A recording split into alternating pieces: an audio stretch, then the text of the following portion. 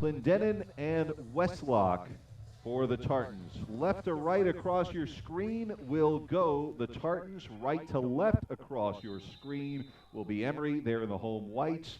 Blacks trimmed with red for the Tartans, and it goes to Lindsay Say on the tip, won by Huggins, and we're underway. Looking outside, a little bit of a head fake there for Arado before handing it back to Say. Say working on the bounce pass near side. Lindell first touch back to Chernow top. Chernow goes right back to Lindahl, looking to spread against the zone, and they'll go over now to the strong side, back out to the weak side. Lindahl with 7 on the shot clock, stolen away from her. They couldn't get a shot off. Nice steal there by Falaire. Falaire will go back to the middle. Of course, Falaire, as we said, their leading scorer. Now Clendenin with a touch, guarded on the outside by Arado. Right-handed dribble coming to the near side for Higgins, back to the middle. There's Falaire, dumps it off, top of the elbow. 10 on the shot clock. They'll look to drive. Good defense by the Eagles. Bounce pass into the interior, swallowed up. It went off of the would-be attacker in Clendenin.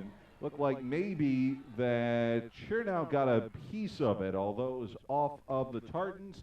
And so far through the first, well, not even a minute yet, as we're 9:09. We've had 2 offensive possessions. They've almost taken up the entire shot clock on both sides. Nobody's scored quite yet. And as we said, Emory's defense, when we talked to Misha Jackson, has been a point of emphasis and has become quite good as Lindahl looking to pass. Goes back to the middle. Arado, another head fake. 9 on the shot clock. Back to Lindahl on the bounce pass. Double teamed with that zone. They're having trouble with it. 4 on the shot clock. We'll have to see if they got a shot off. Here it comes. 3 won't go. Fighting for the rebound. Chernow, and a jump ball called, and she got locked up with Katie Higgins underneath on the baseline. Arrow will go to the Tartans, and so far through almost a minute and a half, we are still scoreless. 8:30 now exactly on the clock as the bounce pass into the upper elbow. It'll be Huggins out there to guard. Shot over Huggins. They'll draw back iron and out on the miss there by Pereira. Say on the run. Here come the Eagles. Looking for their first points. Another steal knocked away. Huggins will fight back for it. Goes to the backcourt, but it had already been punched away, so no violation. 16 on the shot clock. Bounce pass to Say, far side of the top of the lane. Bounce pass now. We'll see Huggins switch it back out. Lindahl faked it. Bounce pass, Huggins, double team. They'll swing it back outside. Lots of ball movement against this zone. Coming back, Arado straightaway 3 with 1 on the shot clock. That won't fall. Huggins with the rebound. Trying to go back up with it, and a whistle will blow. It looks like a foul. That will be on the floor, would be my guess. And an Emory inbound under the basket. For a substitution, and we'll see Blair Ripley come in. We talked about how they do like to substitute between Huggins and Ripley. Ripley was the starter at the beginning of the year. Ripley now with 10.4 points a game, a big luxury to have 2 number 5s scoring over double figures for Misha Jackson and her number 22 ranked team of the country. Still no score at 7:36 here in this first quarter of play. Chernow will end that with the first 2 to drop. So Emory on the board. They'll go back on defense as Westlock brings it up, and then stepping on the line was Pereira. I'm not sure if she just lost where she was, but stepped on the sideline. Ripley will inbound. William Schindler with you. We thank you for joining us. Good to be back with you. As Emory, another game on Sunday, looking to stay perfect and atop the standings in the UAA. They are on a 7-game win streak. They won against Brandeis last time out as Ripley shot. 4-stop won't go. Rebound will go to the Tartans and Higgins. Here now Pereira outside. Falaire, and now in and foul. The shot won't go was Clendenin.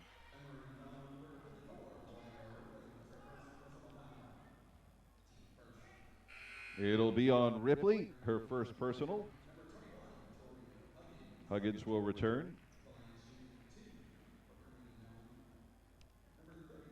2 shots for Caitlin Clendenin, a sophomore from Bethesda, Maryland, Bethesda Chevy Chase High School. She is 18 of 30 from the free throw line. 9.3 points a game for her. We said this is a tall squad out of Pittsburgh. She'll miss both. Lindahl grabs the rebound, although almost lost it off of that end line. Say, triple team. Now go back out to Chernow. Just still a 2-0 game here at the 6:35 mark. Huggins down low, stepped out. He was trying to pass, got caught. Not quite a coffin corner, but enough that forced her out on the baseline. Arado out, and for the first time this evening, we will see Molly Weiss. She will guard the entire length of the court against Westlock. Westlock wears a very high number for a point guard. Usually don't see those higher numbers there. And, of course, Westlock also at 6 feet tall, something you don't see often, especially at this level. 10 on the shot clock, driving Carnegie Mellon. Now on the baseline, Higgins stepped out. So far, both teams have done a little bit too much along the perimeter that has gotten them to turn it over quite a bit. And we are still at a 2-0 game. The only score so far has been Chernow. This has been one of those games that has been kind of slow. This zone has given Emory trouble. Here's Chernow for three. Overshot it. Too strong. Although the rebound lost by Westlock. And there's a benefit. It will go back to the Eagles. Now, here's the only question I have as the Tartans will bring in their first substitution in Megan Jabe. It's still 17 seconds on the shot clock. They did not reset it to 20, and there's a shot hit there by Huggins. 4-0 Eagles. It's interesting there, as I thought maybe the possession had changed since it had gone out of bounds. The officials ruled that it didn't. Didn't matter, though. Eagles come away with the points in front of the Emory bench. There's Higgins. We got the Higgins-Huggins matchup in this one. Falaire dumps it back outside, but Chernow is waiting for it on the steal. Chernow, one player ahead. She'll slow it down, wait for help. Now drive baseline, trying to kick it outside to Huggins in the paint, and she is fouled on the shot. She'll go to the line to shoot a pair.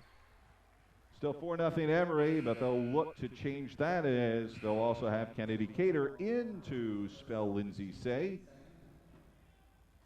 Out comes Higgins. In is Emily Archer for the Tartans, a sophomore from Chatham, New Jersey.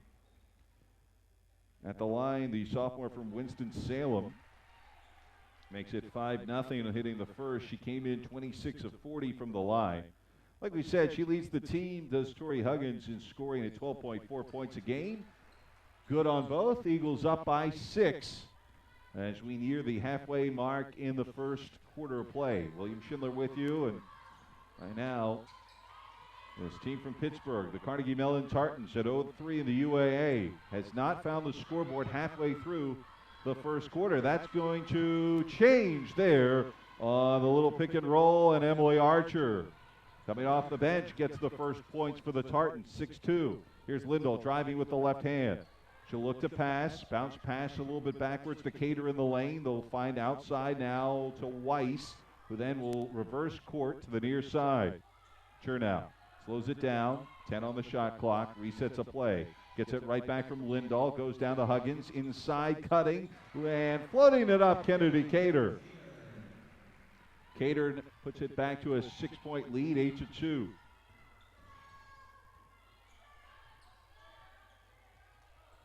Herrera gave it off.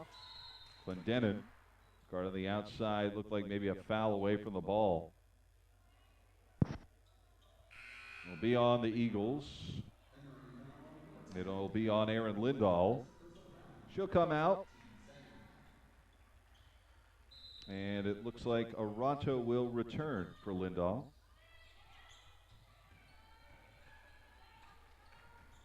Also a new substitution is Runnels, Lyndon Runnels in the game. She passed it off, and she'll get the assist as it'll be Jade for the first time to cut the lead in half, 8-4. Here's Cater. Gets it right back. Cater passes it off. Weiss, bounce pass. Huggins. Down low, swarmed, comes away with it. No travel, no whistle. 3-point on its way. That won't go from Weiss. Long rebound. Huggins. Emory retains possession. Remember, with the new rules, it just resets to 20 on the shot clock. Chernow back to the middle. Arado squares it up. Thought about passing. Takes a three, in and out. Rebound will go to the Tartans and Clendenin. Still 8-4 your score. Emory with the lead. We got through almost 6 minutes without anybody scoring for a while, as that will float in and out. Rebounded by Emory, taken now by the point guard, Cater. Nisha Jackson has talked about now getting a lot more players involved, especially scoring point guard Weiss. Following her shot off the miss is Huggins. Nice hustle play, gets the rebound, but passes it and flips it away as all the hustle goes for naught as Emily Archer came away with the steal. Eagles sit up by 4. Outside, they'll feed it now to Runnels. Bounce pass, trying to go a little bit more into the interior. Clendenin driving, Archer. Gobbled up, turnaround jumper, won't go. Fighting for the rebound, Huggins will finally come away with it. Here's Cater on the run. Cater outside, touch the paint. 3 on its way from Arado, won't go. Rebound to Clendenin. And the Tartans still frozen at 8-4. Both teams not shooting well. We will get you those numbers here in just a moment.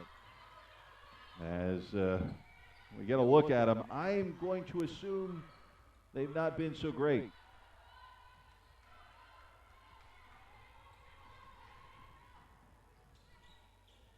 Right now, statistically, the Eagles are 3 of 10 in shooting. 2 of 5 are the Tartans.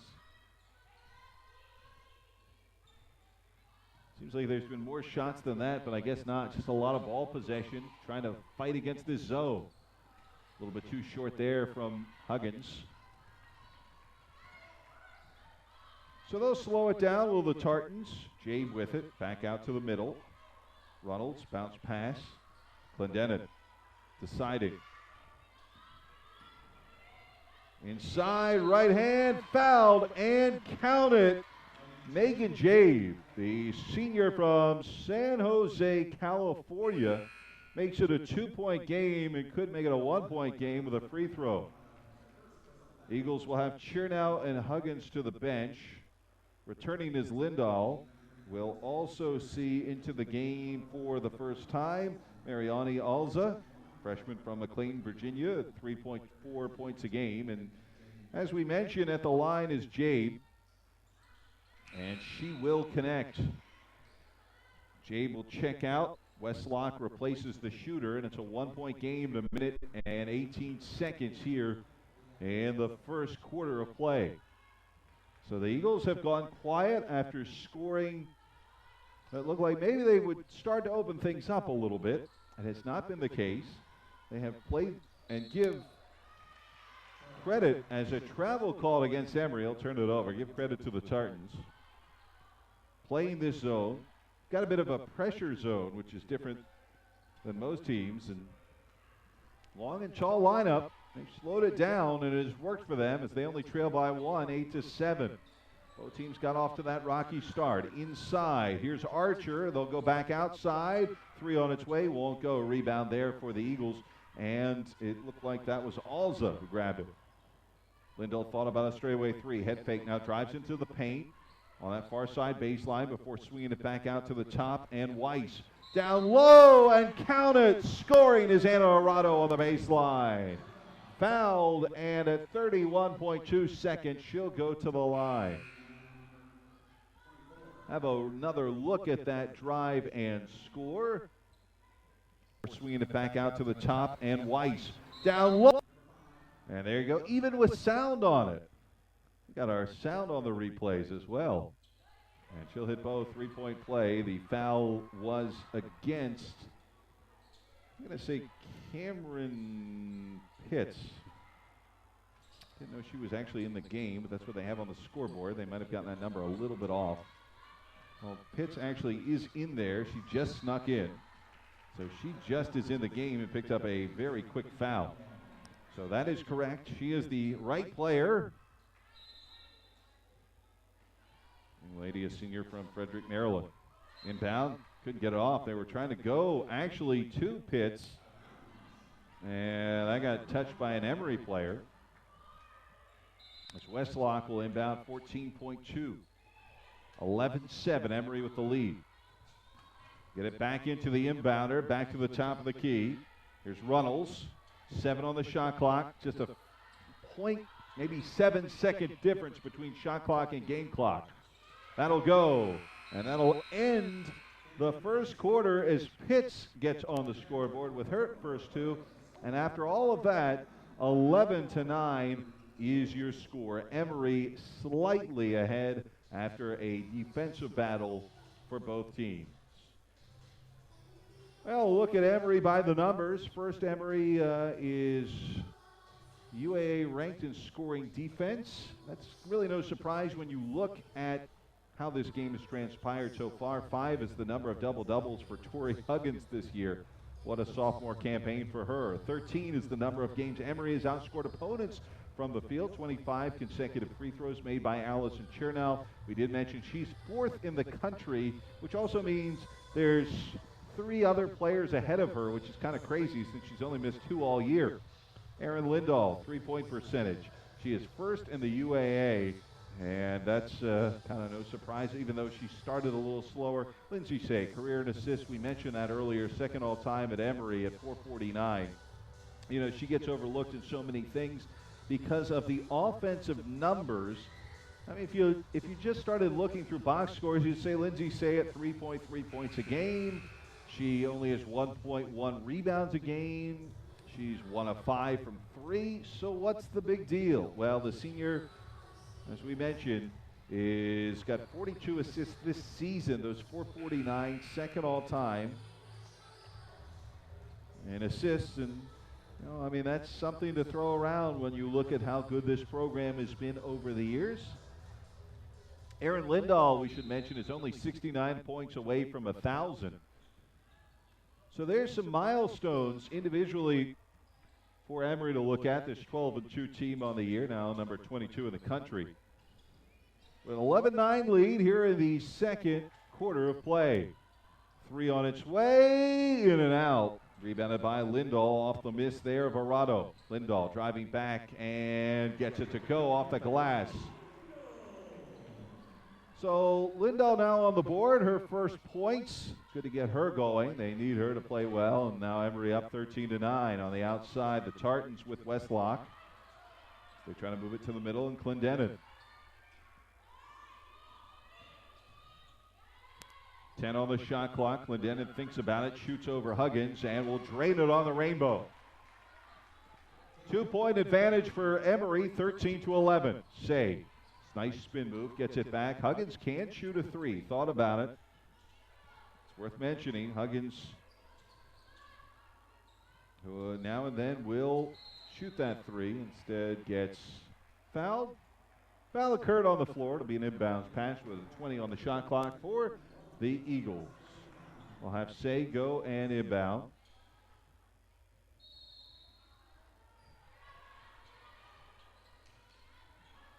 Huggins, that's a catch and shoot, and she makes the most of it. Tori Huggins, now 6 on the game.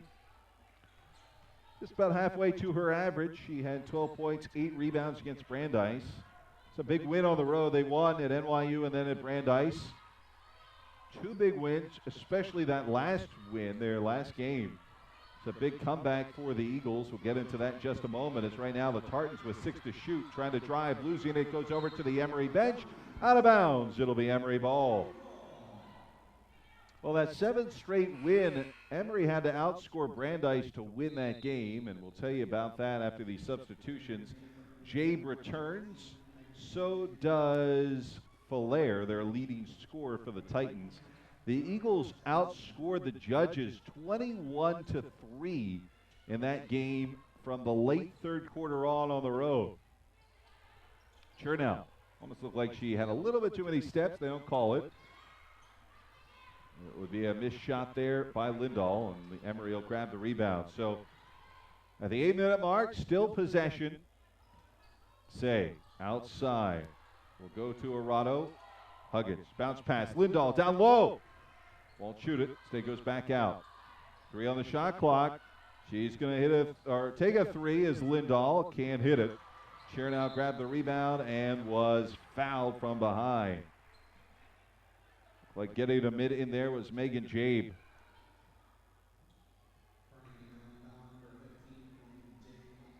So Jabe picks up her first personal. Inbound will come here from Say. Another 20 on the shot clock. Emory, it seems like an endless possession. They haven't got any points. Still won't off the miss from Chernow. Batted in the air. Finally, it will go back to the Tartans. And one thing, though, they did burn a lot of time. Didn't get any points. They sit up 15-11, though. Inside and off the glass. Nice move there by Caitlin Clendenin. 6'1", sophomore from Bethesda, Maryland. 2-point game. It seems like Emory has had possession of the ball most of the time. They'll lose it there.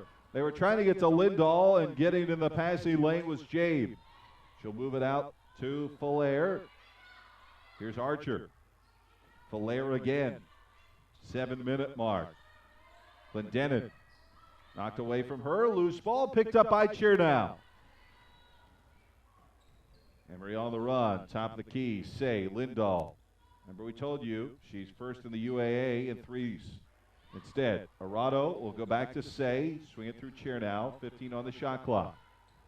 Huggins, Say, drives in the paint. Floater, Lindsay can't get it to fall, though. Rebound goes to Clendenin and the Tartans. Archer on the outside. Falaire. Well, ball motion, trying to get something working. Pick and roll. Can't get it to go. Chernow with the rebound. 2-point lead for the Eagles. We've been in a scoreless stretch here through last few moments. Seems like Emory is, at least for the Eagles, 6-minute mark. Struggling to score. Here's Say. Outside, straight on 3. Gotcha! Anna Arado. Well, that'll get something going. Arado, her 15th three-pointer of the year. It'll be knocked away by Chernow. Possession still remains Tartans ball. Alza back in, so is Cater.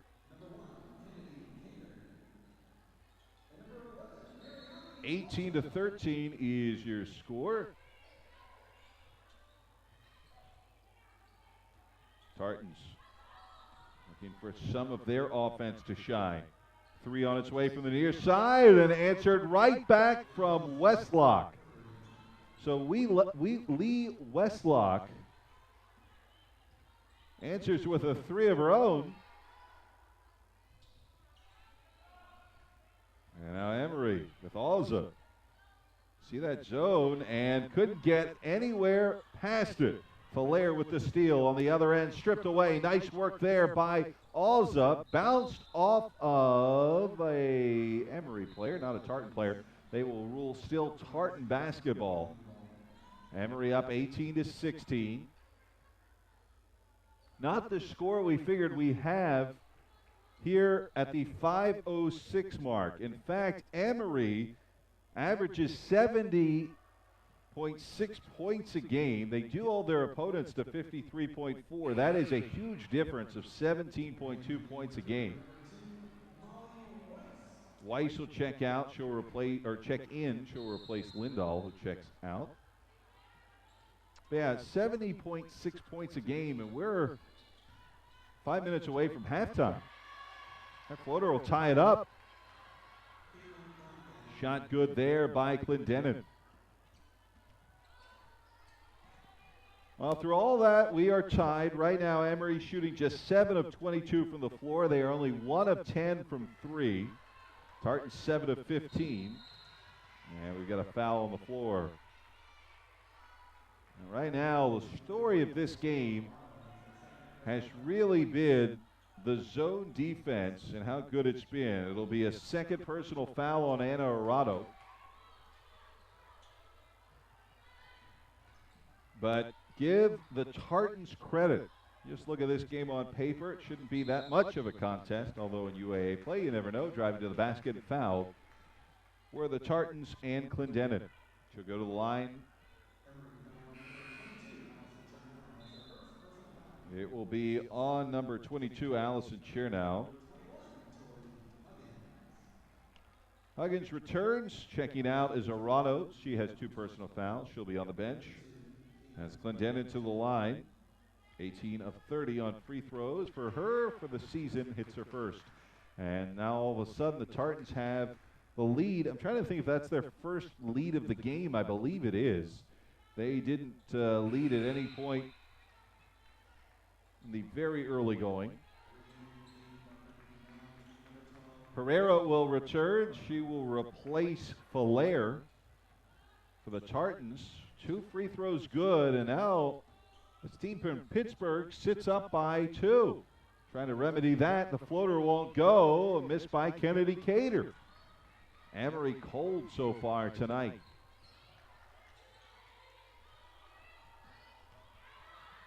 On the perimeter, Westlock guarded. Nicely done by Weiss. Dumps it off. Higgins goes inside. Turnaround jumper won't go from Jabe. And the rebound grab there by Cater and the Eagles. Nice behind the back to get it all the way down before a 3 on its way. Gotcha! From Molly Weiss, the junior from Marlborough, Massachusetts. Hits her 28th 3 of the year. Emory back on top by 1, 21-20. 3:30 and ticking as Emory comes away with the steal. Here's Alza. Freshman from McLean, Virginia will swing it back now as it went through Huggins, now Chernow. Touch for Cater, now Weiss. Bounce pass, Chernow. Back outside, Cater with it. Weiss will shoot a 3. Gotcha again! Emory up by 4. 24-20, and we'll have a timeout on the floor. First taken by the 9th-year head coach, as it'll be Jackie Hulla to make sure her team will regroup. Emory and Carnegie Mellon. Emory leads the all-time series, not really that close, 40-21. First meeting was back in 1988, December 2nd to be exact. That's back in the, well, was that still the Reagan administration? It's been a while. Emory has won the last 4 meetings, and last year Emory won that, as you see here in Atlanta, on a low-scoring contest. Again, 56-51, and they did score 57 in Pittsburgh. And Emory is a solid 23-7 here at home against the Tartans. So everything, as we said, in Emory's favor. They do sit up by 4 right now, although the Tartans have led by 1. And both teams have struggled to score. Credit a lot of that to the defense here of Carnegie Mellon. Under 3 minutes till the half. William Schindler with you. Carnegie Mellon can't get to the perimeter. Both teams have really played solid defense, that's for sure. Left a little short. Nice offensive rebound. Blocked there by Huggins. Huggins then comes away with it. Beautiful move as she was paired up against Clendenin and blocked her shot. Cater, Weiss, and now Cater again. Alza, Huggins. Baseline jumper will fall after it finds its way through the iron. It looked like it wanted to leave. And then an inescapable force knocks it down to make it a 6-point lead, 26-20. Huggins with 8. She leads the way in Eagles scoring. Right now on the floor, it would be Weiss, who has 6. Second on the team, at least players active on the floor at the moment. Another rebound grab there by Huggins off the miss. Ripley looks like she will check in here in a few more moments. That miss, runner won't go. Cater couldn't get it to fall. Air ball pulled down there by Archer of the Tartans. Bringing it the length is Westlock. We're going off to Falaire. Leading scorer on the team. She's had a quiet night as Falaire. She's not scored yet. That's not a good sign, as she is just under 13 points a game for the Tartans. Under 90 seconds to play. Trying to drive baseline. Almost got a foot on the baseline. Instead save there. And in the paint, shot clock violation. So the Tartans will turn it over on the shot clock violation. Sage Chernow and now Ripley will return. They will take off Ozza, Lindahl, and Cater. They'll go big. They're going to leave both now Ripley and Huggins in on the floor at the same time. Ripley works baseline. They'll get it to Blair. She'll kick it back out. Wide open three. Chernow. That won't go. Rebound will go to the Tartans. Actually, it's not a bad look, especially against a big team. Looks like right now they're putting Huggins at the 4, Ripley at the 5. It's a tougher matchup as we go under a minute. That might be something we will see if Coach Misha Jackson, who now in her 3rd season has won at least 12 games or more. Will be a little bit wide. Huggins will take it. Misha's done a fine job, was an interim. And then last year, her first full season. Huggins 3, won't go. Ripley with the rebound. Blair puts it back up, can't get it to fall in one of those games. Blair, a shrug of sadness as it goes into the hands of the Tartans. Shot clock is off. Final 20 seconds here of the half. Emory up by 6.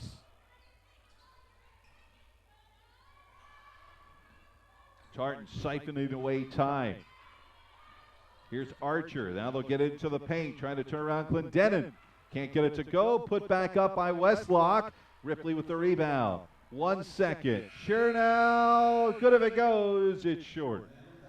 So Emory, a good defensive performance. Same can be said for the Tartans. A very low-scoring half as the Eagles only 10 of 31 from the field. The Tartans 8 of 20 from the field, which is surprising how good that's been, that they've only taken 20 shots. And the Eagles 3 of 15 from distance. Been one of those games. But good defense on either side. Emory up by 6. It's the half. We'll be back in about 15 minutes to get you started for the conclusion of this game.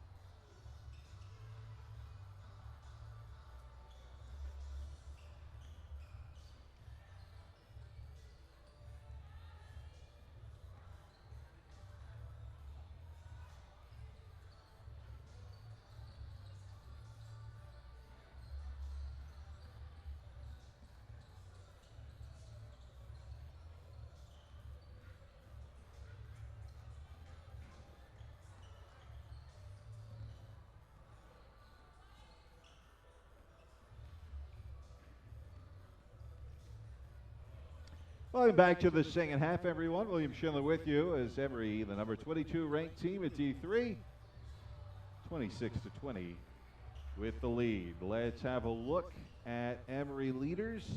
In scoring, it's Huggins, and in rebounds, she's almost got a double-double, 8 points and 9 boards for her. Assists, 2 tied with a pair. Clendenin with 8.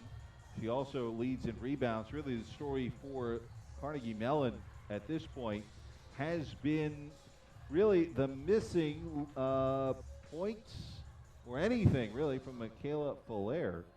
She leads them in scoring. She hasn't gotten on the board at all today, much less grabbed a rebound. Here is the standings. Of course, Emory sits up top, 12-2 overall, but 3-0 with Case Western Reserve and the UAA. NYU 2-1, Chicago as well. Brandeis, who they just beat on the road at 1-2. And of course, at the bottom of the standings, Carnegie Mellon tied with Rochester at 0-3, but Carnegie Mellon at 7-7. Rochester 6-8. So a big game for the Eagles. As we told you, and we'll look through here the numbers, they did not shoot well, and that zone was very effective for the Tartans. 10 of 31 from the field are the Eagles, 32.3 percentage-wise. 3 of 15 from distance, it's just 20%. 2 of those threes were hit by Molly Weiss. Free throws, they've been perfect, 3 of 3 from the line. On the other side of things, the Tartans 8 of 22 from the field, 36.4%, 1 of 4 from distance, and 3 of 5 from the line. In the paint, it has actually gone to Carnegie Mellon, 12-6 scoring-wise. Points off of turnovers, Emory leads that 7-2. Second chance points, 8-3 again, advantage for the Eagles, 3-0 on the fast break points for Emory. And bench points, just 1 point difference in favor of Carnegie Mellon, 9-8. Rebound-wise, Emory's done a fine job of rebounding, 22-14. As we mentioned, Huggins has 9 already, 4 offensive, 5 defensive for the Eagles. Turnovers 8-7, just 1 more for Carnegie Mellon. And 2 blocks for the Eagles, 2 steals for Emory, 5 steals for Carnegie Mellon. So there's your halftime stats. We're about ready to go. So put a fresh 10 on the board. And with Emory up by 6, looking for their 8th win in a row. Score, by the way, around the UAA at the half. Rochester sits well up on Case Western Reserve, 47-29. Not really so much of a surprise when we looked at those standings. Driving in the paint, and a whistle at the end of the drive. Looks like she was fouled, was Katie Higgins. And that will be on Huggins. So it's a Huggins against Higgins foul. And saying that correctly would make Henry Higgins proud.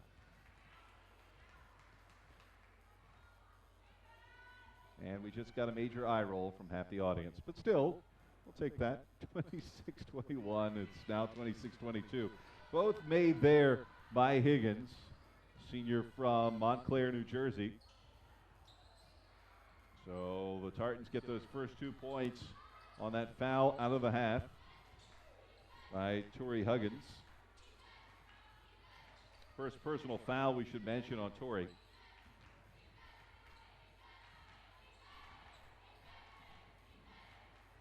Lindahl. Huggins for the shot clock. Arado. 3 from Lindahl. Swish. Gotcha. Erin Lindahl knocking it down with 1 on the shot clock. Big shot from the senior from just outside of Philadelphia, Yardley, Pennsylvania.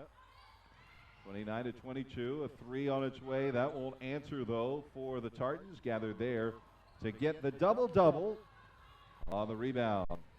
So our 10th rebound of the night, Tori Huggins. Inside, Huggins knocked away, flips it back, foot on the line. Actually, I misspoke there. She is not a double-double yet. She's got 2 points for that. So she has it on the rebounds. She's got 8 points, although we'd assume that's going to come. So we didn't put the hex on her, but another fine night for the sophomore. Upper elbow on the far side. They'll dump it into the baseline. Will the Tartans? Flips it back up. Won't go. A little bit too short there for Higgins. Lindahl with the rebound. Now on the run. Lindahl stops in the face of a double team. Bounce passes off to Huggins. Back through Say. Lindahl outside now. They'll go. Arado with it. Bounce pass with Say. Floating in the paint. Too strong. Rebound there for Huggins. Turns around. Fadeaway jumper will go. And now she's got the double-double. As Huggins puts Emory up 31-22. Timeout on the floor and a timeout for the Tartans. Carnegie Mellon will gather themselves. And we'll take a look here on this date, January 24th, 2010. Did this all happen on this date? That was a busy day then. All right, Emory rallies from a 73-65 win at Brandeis. They were down 9. Good comeback, a 21 blitz, 21-1 run gives them a 10-point lead with a minute left.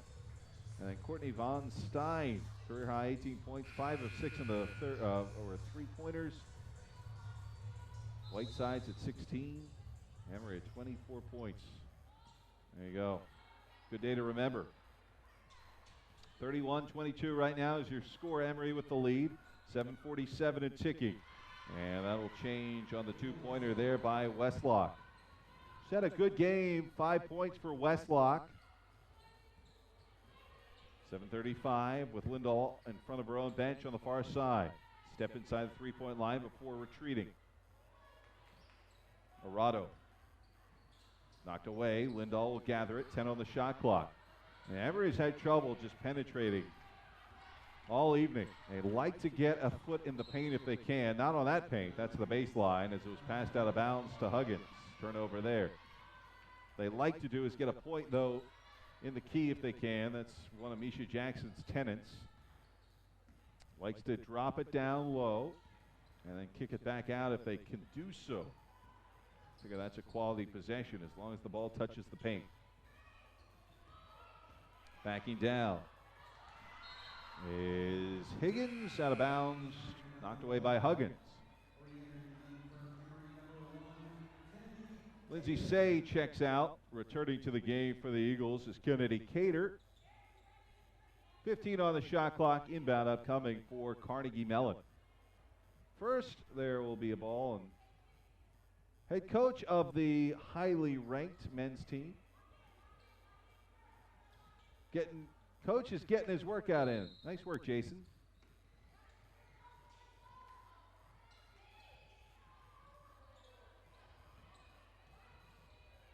Think about a three on the outside. They've got 9 seconds to shoot to the Tartans. Now trying to work it a little bit lower. 4 on the shot clock. Knocked away. Rolls out of bounds. It'll be Emory ball. Ripley's going to return. She will spell Tori Huggins. And now they'll switch out the inbounders, so Arado will do so. Cater will bring it to length. Emory up 31-24. Third quarter of play. It was a slow start for both teams. 11-9 was your score at the end of the first quarter. Here's Ripley's jumper from the baseline, left it short, gathered on the rebound by Higgins.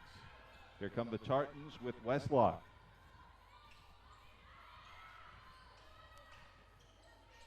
Near side, top of the key, driving against Ripley. Clendenin will get it to go.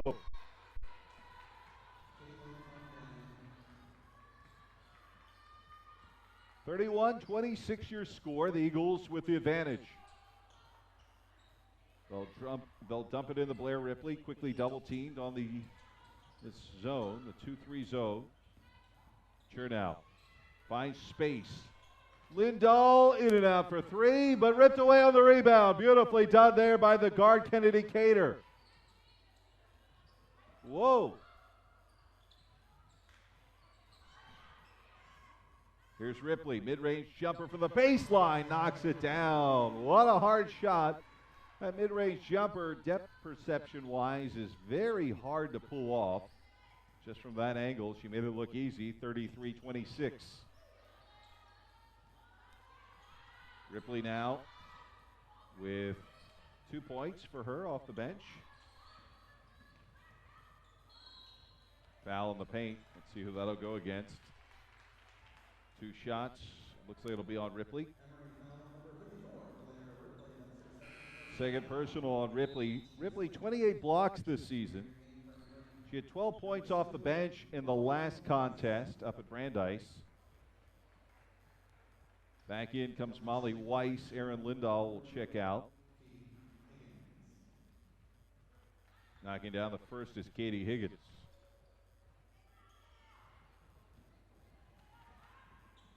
So we said Emory averaging 70.6 points a game as a team.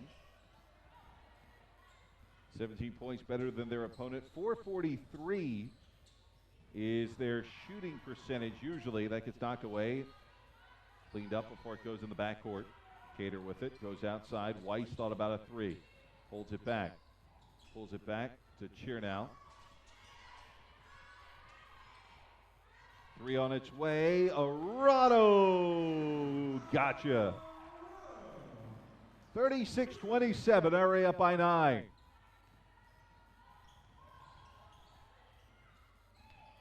.435 and ticking here left in this third quarter of play. Dump down into the paint. Higgins kicks it back out. 3 on its way. Pereira can't hit. Rebound will go to the Eagles and Cater. Here's Kennedy Cater trying to get it to Arado. Let her too far. Turnover will go in favor of the Tartans. We'll see Archer return, as well as coming back in Runnels and Megan Jabe as well.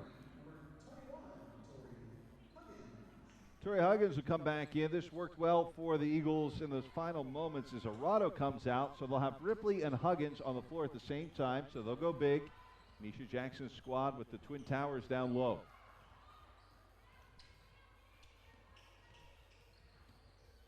Thinking about driving, instead kicking it back out. Now with Archer with it. Here's Jabe. 10 on the shot clock. Archer driving baseline against Chernow. Knocked away. Loose ball. 4 on the shot clock. 4 shot. In and out. And finally a little drop for Westlock. 36-29 your score. Ripley on the outside. She can shoot a 3 as well. Blair then swings it back out through her guards. 3 on the way from Molly Weiss. That'll be off the mark. Gathered there by Huggins. Huggins double team. Trying to get away from the baseline. Swings it back out to Chernow. Chernow behind the back. Right-handed dribble. Goes on the bounce pass here to Weiss. Cater. Weiss again. 3 on its way from Weiss. Gotcha! And the 3-point game really starting to get going. Weiss hits another. She's got 9. 39-29 your score, although that changes quickly as the layup good in the paint by Megan Jabe. Chernow. Blair Ripley. Back to Chernow. Knocked away. Chernow goes to her knee, gets it back. Poked in the eye there was Huggins, although she still retains possession. Finally, a foul called as a bump on the outside. It looks like it'll be going on Megan Jabe, her second personal. So the second on Jabe, the senior, as we said, from San Jose, California. Just south of the Bay Area. Not too far, actually, for where the 49ers, who are in the Super Bowl, play their home games. Actually, they're a little bit closer to San Jose than they are to San Francisco when you look at where their stadium is.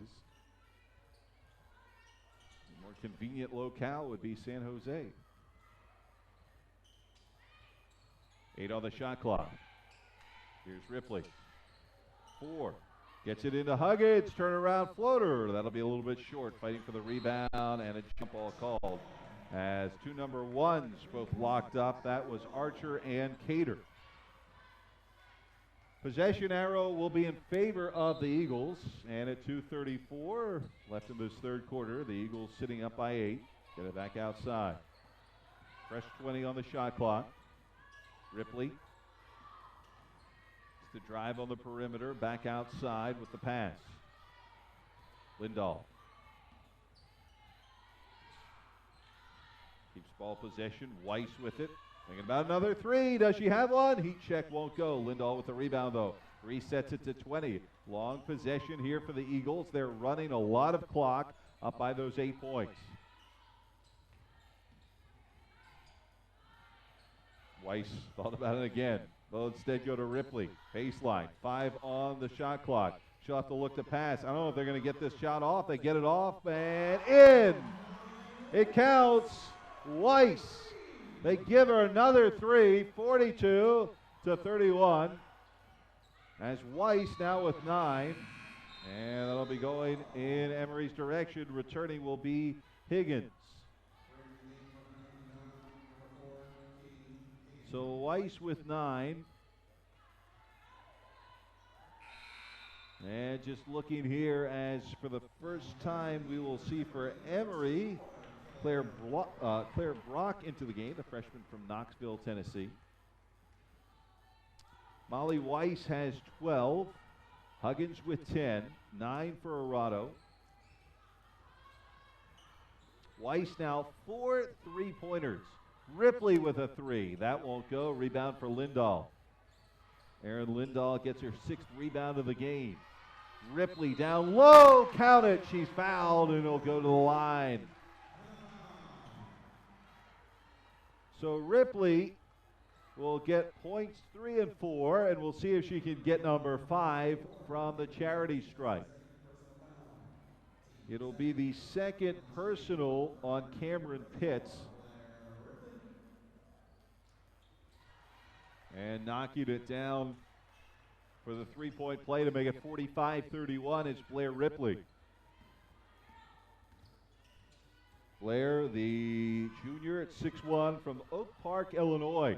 Driving and getting it to go. Nice near side baseline drive there for Megan Jabe. She's got 9. She's been really their best player on the floor. Falaire still is scoreless, their best scorer. The rebound will go off the miss from Emory to Archer and the Tartans. Under 50 seconds left to play in the third. Mid-range jumper in and out. Rebounded there by Ripley off the miss of Archer. Here's Brock, comes the length of the floor, gets it right back. Lindahl goes back to Brock, 15 on the shot clock. Lindahl gets it back, takes a 3, left it short. Long rebound gathered by Huggins. Brock again, double teamed on the outside, now just singled with that zone. Ripley comes out to help, gives it off to Lindahl. 6 on the shot clock. 3 partially blocked from Weiss. Coming away with it was Higgins. 2 on the game clock and slips away. They won't get a shot off. As at the end of 3, Emory widens the gap. Now up 45-33 as we get ready for act number 4. And I guess we'll have a look here at a replay.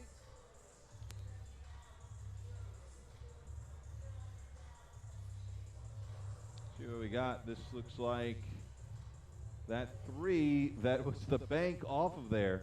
Boy, having another look at that. Can we get one more look at that? I want to see if her foot was on the line. That looked awfully close. I mean, they counted it as a 3. Now let's take a look. No, that's not it. Still good play, but let's see here. Now, foot on the line. She's close.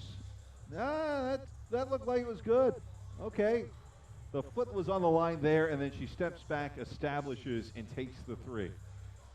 And then in style. Do you have to call? You don't have to call bank on those.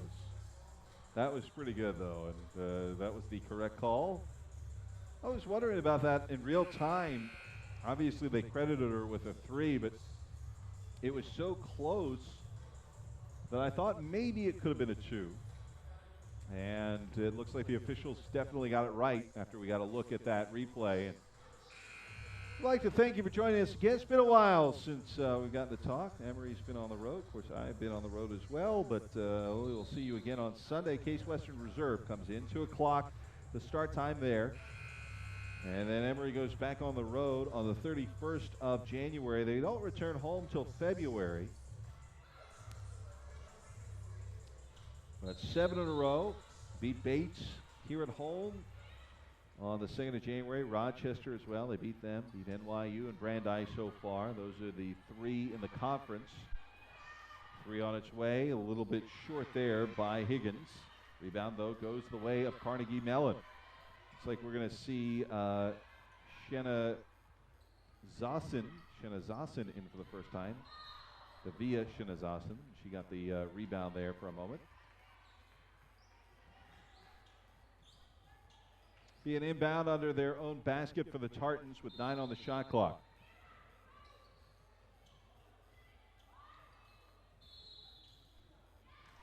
Shenna Zassen will have the miss, a foul, and she'll go to the line. It'll be on Huggins, her second.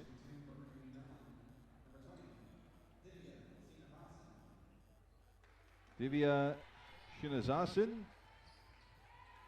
from Bridgewater, New Jersey. 6'1", went to Rutgers Prep.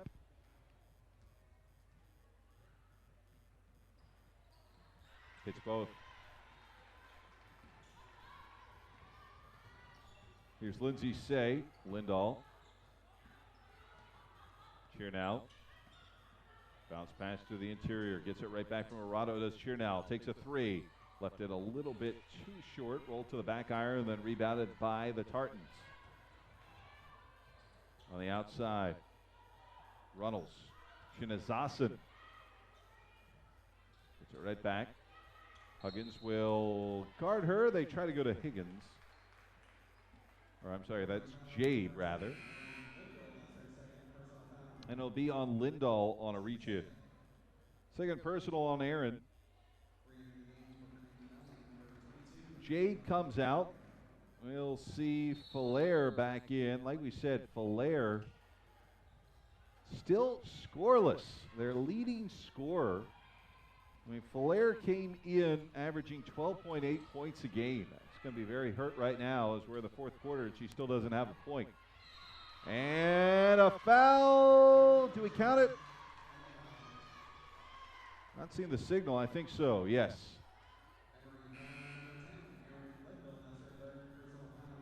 Another quick foul on Lindahl. It'll be her third. So she comes out. Weiss will come back.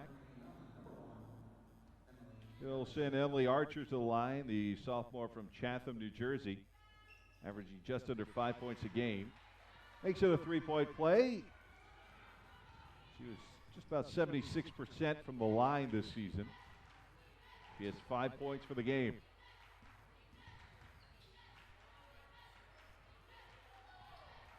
Chernow, too tall for her as they try to go cross court. Weiss airmailed her. So Emory has to be careful here, as we said. They've got the lead 45-37, but they have seen what they can do to other teams, and so I'm sure they're aware of that. It's worth mentioning they have that 21-3 run to end that game from the third quarter on against Brandeis. Off the miss, rebound goes to Lindsay Say. Thought about the 3, then held it back, did Weiss. Back to Say, and now Weiss again. Bounce pass. Huggins, cross court, Chernow. Ripley, no, I'm sorry, that's would be Arado. Huggins, 8 on the shot clock. Chernow coming around a nice screen down the paint. Chernow with the layup. So Chernow now with 4 on the game. She's had a kind of a quiet night as well when you consider Emory and their leading scorers. Trying to go inside once again. Instead, it's kicked back out by the Tartans now on the drive. Here's Higgins. Archer, back to the top. Falaire. Archer now coming around a screen. Falaire thinking about a 3. It's on its way. She still can't hit. Still at 0. Watching it drop out of bounds is the sophomore Tori Huggins. Substitutions back in is Westlock. Say checks out. Also back in is Cater. Ripley comes in for Arado.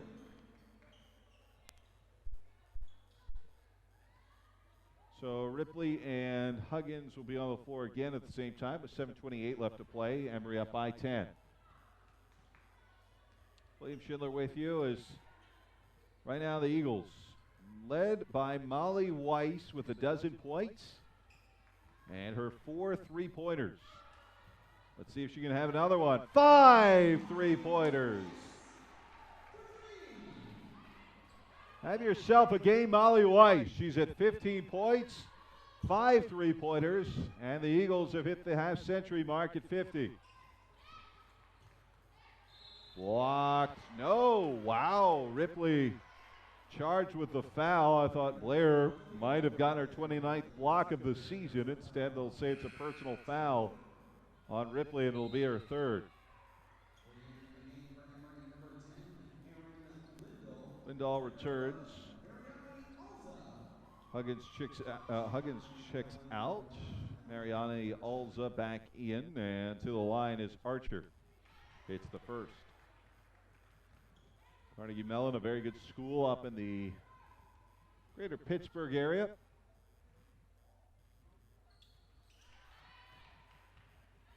Both connected on 50-39 your score. Getting in that ballpark of the scores you saw last year were in the 50s. So, I mean, I guess in some ways that's not unexpected, although it was just such a slow start. Off the miss, rebound, almost went to the Tartans, and then it goes to Emory. You know, we are told it's a career high for Molly Weiss with 15. Why wouldn't it be? She's only averaging, well, she's averaging 7.1 points a game. 5 3-pointers for her tonight. And as we take another look here, her 5th 3-pointer. No question about it. Making it look easy. Sometimes you just have those nights where everything goes your way, and shooting-wise, it lines up. Misha Jackson wanted to talk to her squad. Like we said, Coach Misha Jackson has done such a fine job, young coach. She's very in control, and with the win at Brandeis, we mentioned, now in her 3rd season, really 2nd, though full, without the interim tag. And she's had at least 12 wins in each of those 3 seasons. Or has played here as well. Knocked away and recovered by Emory, but 3 on the shot clock. Lindahl's 3 with 1 on the shot clock, and gotcha! Emory pouring it on here a bit and separating with Lindahl hitting the 3. She's got 8 points. 53-39. Jump ball. That'll be going in Emory's direction with the possession arrow. So a game that had started to seem closer, now starting to seem much more distant. However, still 6 minutes remaining. We don't want to write the obituary just yet. Reach in foul called on the Tartans.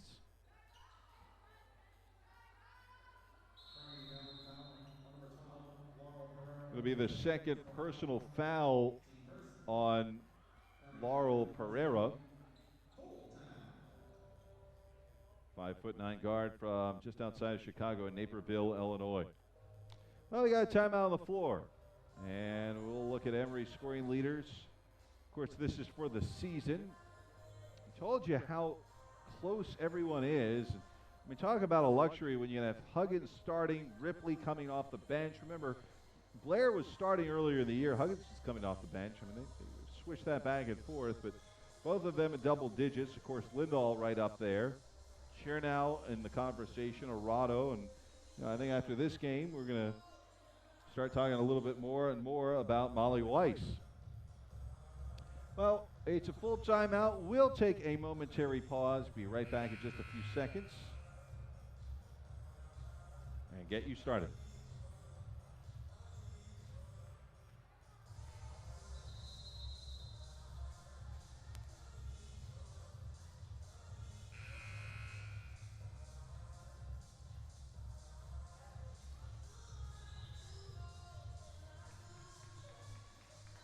Welcome back as 53-39, your score. Emory will inbound with a fresh 20 under their own basket.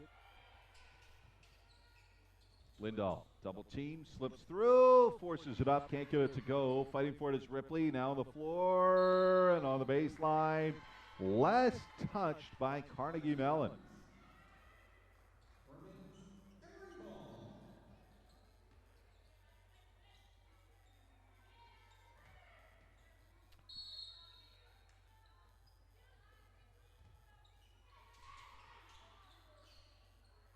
Thought about maybe taking another three to Weiss. She's sitting on 5. Can she get to half a dozen? That goes off to Cater. Back to Weiss. 4 on the shot clock. Here's Ripley. Got to shoot it. Ripley gets it off. Hits the rim at least, but won't get it to fall. And it'll be going in Carnegie Mellon's direction. Chernow's going to return here in just a moment, as well as it looks like Higgins for Carnegie Mellon. It will be the 4th on Blair Ripley. They've got to watch it with Blair now, and so she checks out. Huggins will come back in. You know, one thing, and I got to say this with 5.5 left to play, Emory up 53-39, that has been always a little bit of a question in my mind, and it depends on who you talk to.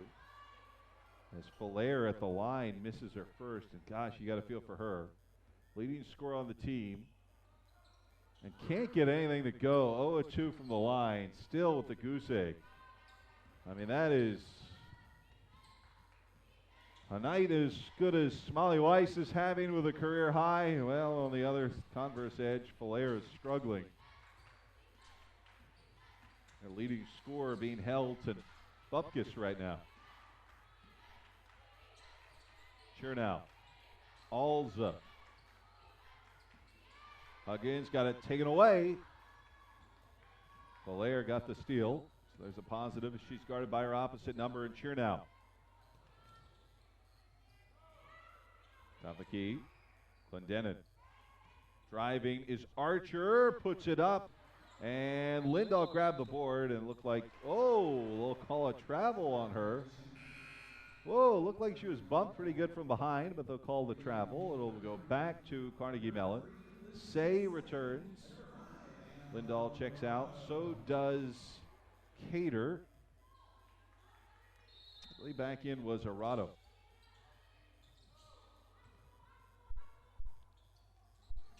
Bounce pass to the interior. Turning around. Swatted away. Nice block there by Mariani Alza. Good play. Alza has impressed the freshman from just outside of the greater Washington, D.C. area. And a double dribble called on the Tartans, I believe. No, are they going to call that on? Oh, I'm sorry. It's a foul on Tori Huggins. Must have been a reach-in. Didn't really see it. Only the second for Tori. It'll send Clendenin to the line.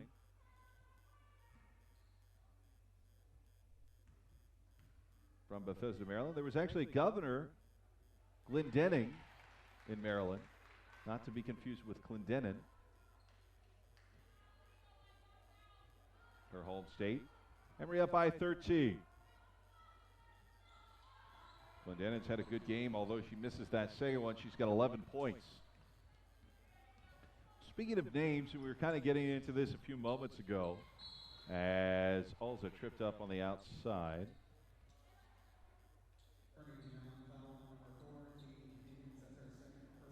That'll be the second on Katie Higgins. Emory will inbound with 21 on the shot clock under their own basket. Chernow, Higgins, or Huggins, I should say. Be knocked away there by Pereira. Remains Eagles basketball with 17 on the shot clock. To inbound on the near side is Arado. Chernow gets the inbound pass.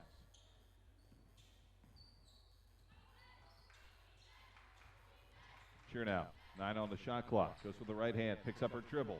Back to the outside. Mariana Alza, 3 on the shot clock. They're going to have to hurry again. Short. Doesn't matter as it was taken by Emily Archer off the miss. Well, they have certainly siphoned it away, and it'll be Hulla, head coach of Carnegie Mellon, to take another timeout. Under 4 minutes left to play. Emory sits up by 13, 53-40. And Emory leading rebounders. No surprise, the two at the top, Huggins and Ripley, Chernow and Arado do well. I'm actually surprised Lindahl is a little bit farther down, but she's not over 4 rebounds a game. She's actually a very good rebounder for a guard. That's just a little bit of a surprise, not a knock on her in any way. There's Emory's leaders in rebounds. So I was thinking about this.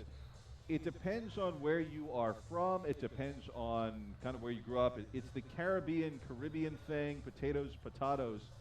I grew up in Western Maryland, and it's not far from Pittsburgh. There's a lot of people who would say Carnegie Mellon. There's a lot of people who say Carnegie Mellon. I think the most used would be Carnegie, and partly because Carnegie Hall in New York, you don't really say Carnegie Hall. It's the same thing, same person, Andrew Carnegie. But it is just one of those interesting little quirks that you never really know, and I guess it's personal preference. It depends on who you talk to. You go Carnegie, but you can say Carnegie too, and a lot of people might actually prefer that. Inside, tied up. Oh, they'll call a travel before the jump ball on Clendenin. So Emory will benefit at the 3:40 mark, up 53-40 to get the ball back. Zay pressured against this pressure zone. We talked about it with Misha Jackson on the phone yesterday, and she stressed it. And then seeing it's another thing is slipping to the floor is Chernow, but she was pushed.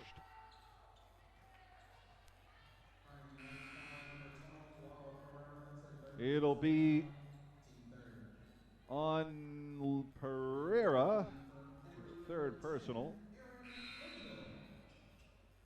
Lindahl returns. Now Ripley will slip back in.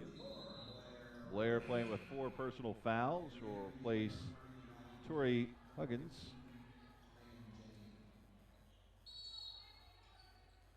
Jabe returns for the Tartans. Chernow pulls it back outside. We're getting it right back. Lindahl. Nice crossover. Chernow. Ripley. She hit one of those earlier. Can't connect on those on the mid-range floater, but the rebound goes to the Eagles again. And Arado is having a good year, is Arado. Under 3 minutes we go. Chernow, floater, back iron and out. Long rebound, won't be gathered by anyone, and the officials finally go to the third official, who decides it goes to the Tartans. One of those where both of them got screened off and couldn't see who it was last touched by. Kennedy Cater, sophomore from Canton, Georgia, comes back in. Eagles remaining up by that 13 marker, 53-40. Haven't really seen many scores by either side here in the last minute or so. Whistle underneath. Looks like the guilty party will be Arado, and if so, it's her third personal. It is.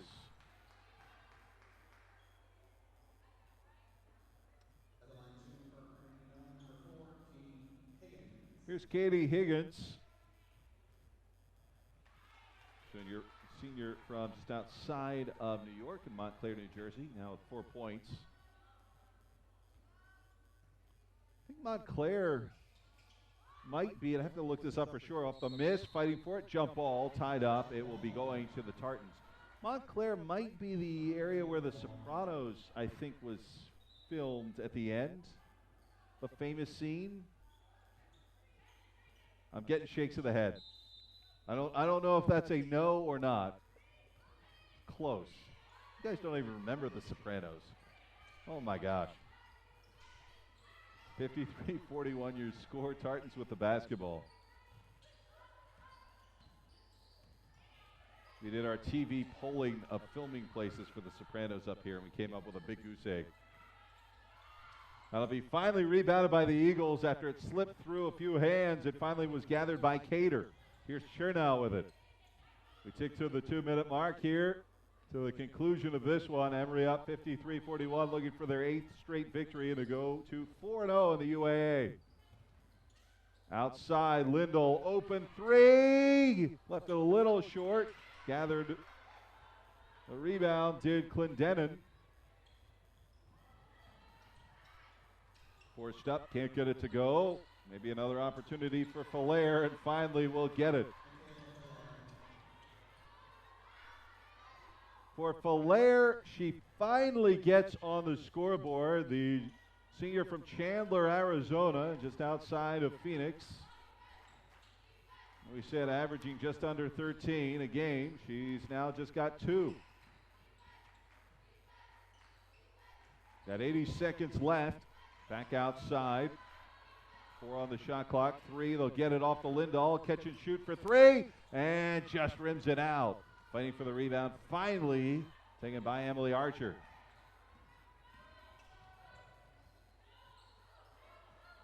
.60 seconds left to play. Emory up by 10. Driving, can't get it to go. Gathered another rebound for Arado. And a whistle. As Misha Jackson wants to talk it over with 53 seconds left to play. So the Eagles call the timeout. And we'll look at the upcoming schedule. Of course, on Sunday, we'll join you on our next broadcast at 2 o'clock. And against Case Western Reserve. Should be a pretty good matchup there. And then the Eagles on the road for the end of the month and the beginning of February. They go to Chicago and then St. Louis to play WashU. And back home against the University of Chicago. Mark that one on your calendar. February 7th at 6 o'clock is going to be a good one. It's always a fun test. And then against, of course, WashU. Those are those decisive games, could be for the conference. Last year, remember, they did beat WashU here at home. They hadn't done that in years, and that was a huge victory. So that will be what we have to look forward to. Emory on that timeout. Looks like they also might have Sophia Jochi coming in here, possibly, if there's a dead ball. Bina Ames also is in the game for the first time. Kind of emptying out that bench. And as we mentioned, Sophia Jochi, who had that really bad injury, and it's good to see her back as she'll replace Arado. Jochi, a senior from Sylvania, Ohio. Emory up by 10, 53-43. Waning moments of this one as they are looking for their 13th win of the season. 30 seconds left. Freshman with it right now as Claire Brock on the outside flips it back to Alza, another freshman. A whistle stops it with 6 on the shot clock as she was trying to drive to the paint. It'll be the 3rd personal foul on Katie Higgins. And so Mariani Alza to the line. She'll shoot a pair. Came in averaging 3.4 points a game, and as she misses that first one, now make her 7 of 16 at the line for the season. Well, last year they had 56 at home and 57 on the road. Missed there. They've got 53 for this game. So it's tracking. They're all victories, but they are low-scoring victories. So we said it was a very slow start to this game here in the first quarter. There's about a second and change differential between shot and game clock. Jochi will get on the scoreboard. And picked off by Brock. The freshman steps in front of it, and that's going to do it as we go to triple zeros. Emory 8 straight wins and improve down to 13-2 on the year and 4-0 in the UAA. Your final score, Emory 55, the Tartans 43. A heck of a performance by Molly Weiss, who had a career-high 15 points on 5 3-pointers. Huggins had 10. She had a double-double with 10 points and 14 rebounds. Arado with 9 and 2. We saw Lindahl very close to a double-double herself with 8 and 7. 5 points, 5 rebounds for Ripley, 4 for Chernow, 2 for Cater and Jochi. And the Eagles with an important victory. Well, we will see you again. As we mentioned, the next game coming up is on Sunday when the visitors from Cleveland, Case Western Reserve, comes in. That will get started at 2 p.m. Well, it's been a pleasure. We'll look for you on Sunday at 2. As, again, Emory with 8 straight wins, the number 22 team in the country, now 13-2. Final score, 55-43. I'm William Schindler saying so long for now. See you on Sunday.